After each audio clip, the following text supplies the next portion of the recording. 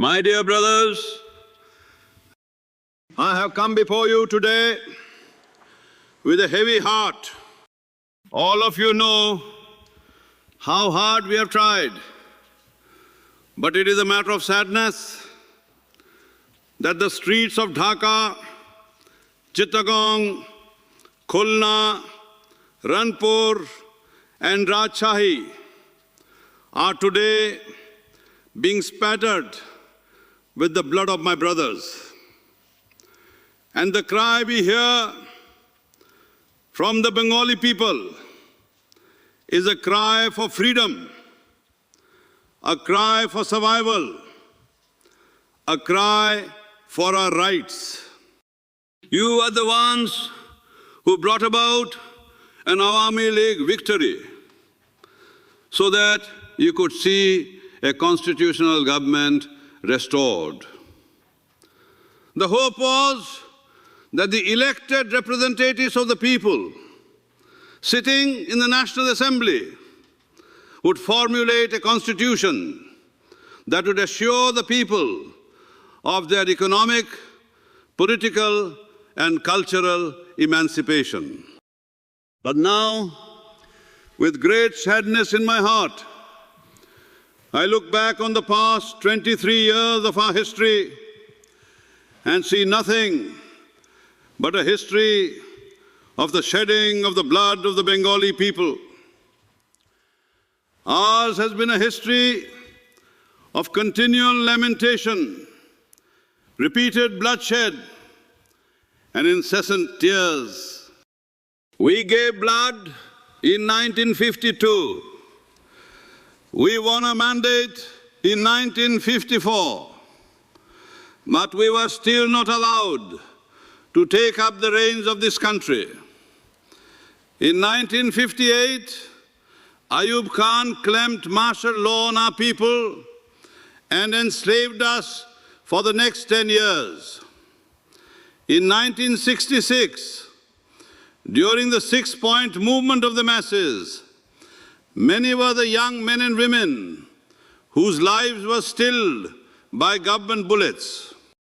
After the downfall of Ayub, Mr. Yahya Khan took over with the promise that he would restore constitutional rule, that he would restore democracy and return power to the people.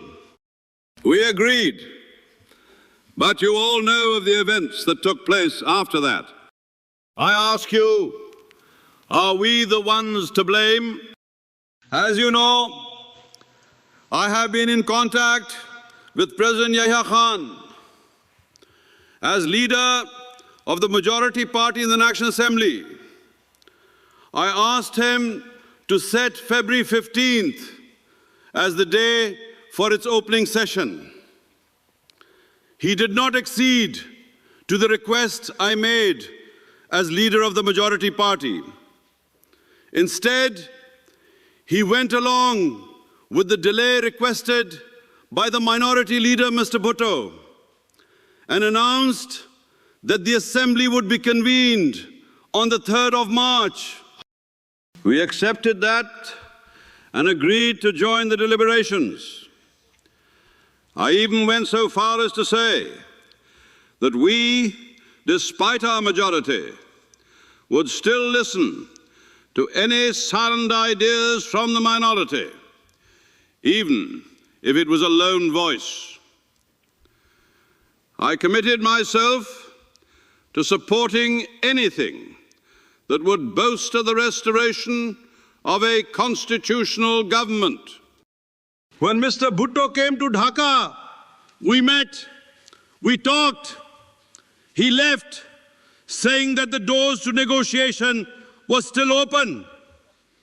Maulana Nurani and Maulana Mufti were among those West Pakistan parliamentarians who visited Dhaka and spoke with me about an agreement on a constitution framework.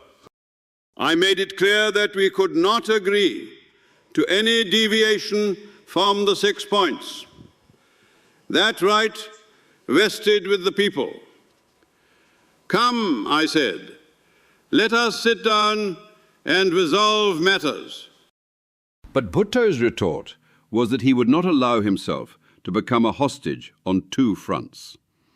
He predicted that if West Pakistani members of parliament were to come to Dhaka, the assembly would be turned into a slaughterhouse. He added that if anyone were to participate in such a session, a countrywide agitation would be launched from Peshawar to Karachi, and that every business would be shut down in protest. I assured him that the assembly would be convened, and that despite the dire threats, West Pakistani leaders did come down to Dhaka. But suddenly, on March 1st, the session was cancelled. There was an immediate outcry against this move by the people.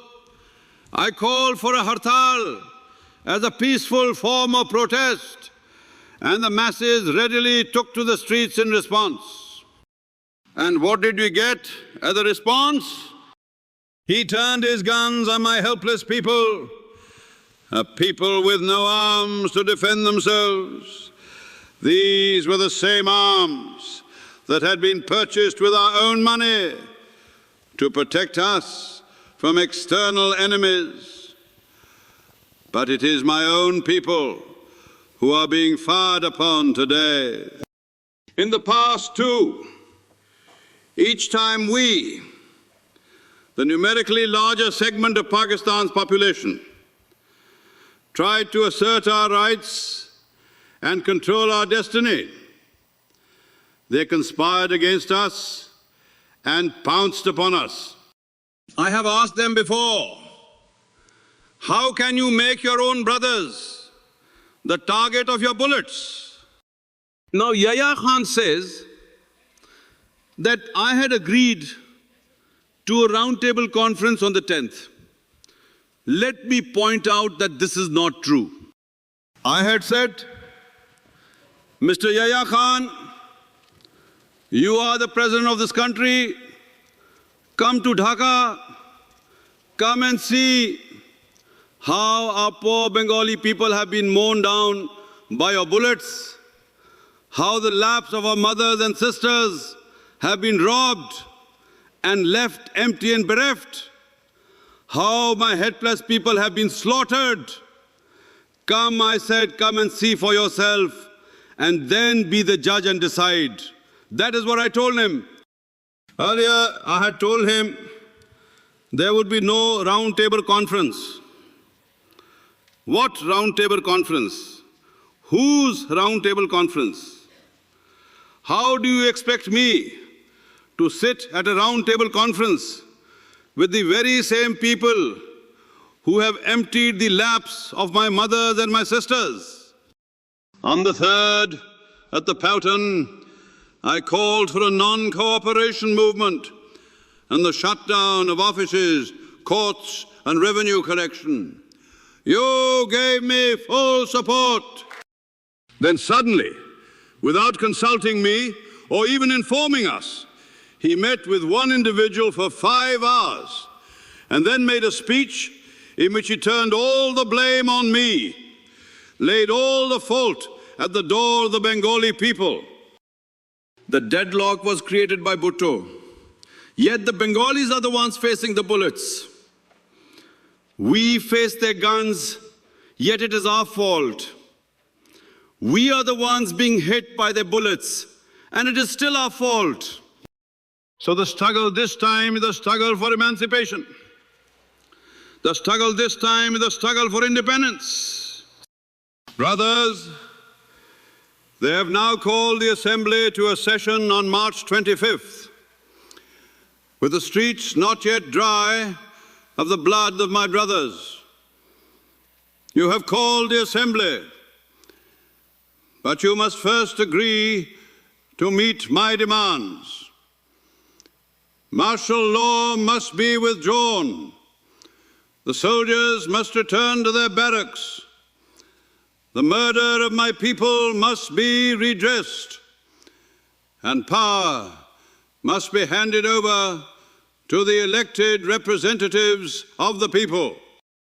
Only then will we consider whether we can take part in the National Assembly. Before these demands are met, there can be no question of our participating in this session of the Assembly. That right was not given to me as part of my mandate from the masses. As I told them earlier, Mujibur Rahman refuses to walk to the Assembly, treading upon the fresh stains of his brother's blood. Do you, my brothers, have complete faith in me? Let me then tell you, the Prime Ministership is not what I seek. What I want is justice, the rights of the people of this land. They tempted me with the Prime Ministership, but they failed to buy me over. Nor did they succeed in hanging me on the gallows. For you rescued me with your blood from the so-called conspiracy case. That day, right here at this racecourse, I pledged to you that I would pay for this blood debt with my own blood. Do you remember? I am ready today to fulfill that promise. I now declare the closure of all the courts, offices, and educational institutions for an indefinite period of time. No one will report to their offices. That is my instruction to you. So that the poor are not inconvenienced, rickshaws, trains, and other transport will ply normally, except they must not serve any needs of the armed forces. If the army does not respect this, I will not be responsible for the consequences. The Secretariat, Supreme Court, High Court, Judges' Courts, and government and semi-government offices shall remain shut. Only banks may open for 2 hours daily for business transactions, but no money shall be transmitted from East to West Pakistan. The Bengali people must stay calm during these times. Telegraph and telephone communications will be confined within Bangladesh. The people of this land are facing elimination, so be on guard. If need be, we will bring everything to a total standstill. Collect your salaries on time. If the salaries are held up, if a single bullet is fired upon us henceforth, if the murder of my people does not cease, I call upon you to turn every home into a fortress against their onslaught. Use whatever you can put your hands on to confront this enemy. Every last road must be blocked. We will deprive them of food. We will deprive them of water, even if I am not around to give you orders. And if my associates also cannot be found, I ask you to continue your movement unabated. I say to them again, you are my brothers. Return now to the barracks where you belong, and no one will bear any hostility toward you. Only do not attempt to aim any more bullets at our hearts. It will do you no good. And the 7 million people of this land will not be cowed down by you, nor accept suppression anymore. The Bengali people have learned how to die for a cause, and you will not be able to bring them under your yoke of suppression. To assist the families of the martyred and the injured, The Awami League has set up committees that will do all they can. Please donate whatever you can. Also, employers must give full pay to the workers who participated in the 7 days of Hartal or were not able to work because of curfews. To all government employees, I say that my directives must be followed. I'd better not see any of you attending your offices. From today until this land has been freed, no taxes will be paid to the government anymore. As of now, they must stop. Leave everything to me. I know how to organize a movement. But be very careful. Keep in mind that the enemy has infiltrated our ranks to engage in the work of provocators. Whether Bengali or non-Bengali, Hindu or Muslim, all are our brothers, and it is our responsibility to ensure their safety. I also ask you to stop working in radio, television and the press if these media do not report news of our movement. To them I say, you are our brothers. I beseech you, do not turn this country into a living hell. Will you not have to show your faces and confront your conscience someday? If we can peaceably settle our differences, there is still hope that we can coexist as brothers. Otherwise, there is no hope. If you choose the other path, we may never face one another again. For now, I have just one thing to ask of you. Give up any thoughts of enslaving this country under military rule again. I asked my people to immediately set up committees under the leadership of the Awami League to carry on our struggle in every neighborhood, village, union and subdivision of this land. You must prepare yourselves now with what little you have for the struggle ahead. Since we have given blood once, we will give more of it. But inshallah, we will free the people of this land. The struggle this time is for emancipation. The struggle this time is for independence. Be ready. We cannot afford to lose our momentum. Keep the movement and the struggle alive, because if we fall back, they will come down hard upon us. Be disciplined. No nation's movement can be victorious without discipline.